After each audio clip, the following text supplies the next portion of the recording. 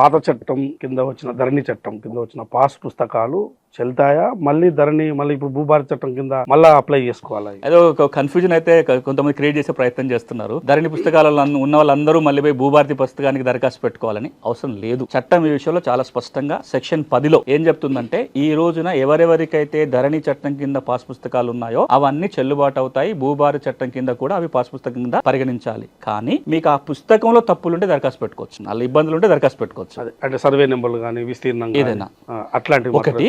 రెండోది, ఇప్పుడు భూభారతికి ఒక కొత్త అవకాశం ప్రతి రైతుకి ఇస్తుంది. ఈ రోజున ధరణి పాస్ పుస్తకాలు ఉన్న ప్రతి భూ యజమాని కూడా ఒక అమోఘమైన అవకాశం భూభారతి ఏమిస్తుందంటే, మీ పుస్తకంలో మీ భూమి పటాన్ని ప్రింట్ చేయించుకోవచ్చు. ఇప్పటిదాకా లేదు ఎక్కడ. మీ భూభారతి అంటే ధరణి పాస్ పుస్తకాలు ఏముంటుంది, యజమాని వివరాలు, సర్వే నెంబరు, విస్తీర్ణము ఎట్లా వచ్చిందని ఉంటుంది తప్ప ఆ ల్యాండ్ పటం ఉండదు, దాంట్లో సర్వే మ్యాప్ ఉండదు. ఇప్పుడు సెక్షన్ 10 భూభారతి చట్టం ఏమంటదంటే, మీ పుస్తకంలో మీ భూమి పట్టం తెచ్చుకోవచ్చు. ఎట్లా తెచ్చుకోవచ్చు అంటే, ప్రభుత్వం ఒక 6,000 మంది లైసెన్స్ సర్వేలను రిక్రూట్ చేస్తుంది. ఆల్రెడీ నోటిఫికేషన్ వచ్చింది కొత్తగా. ఆల్రెడీ 1,500 మంది ఉన్నారు.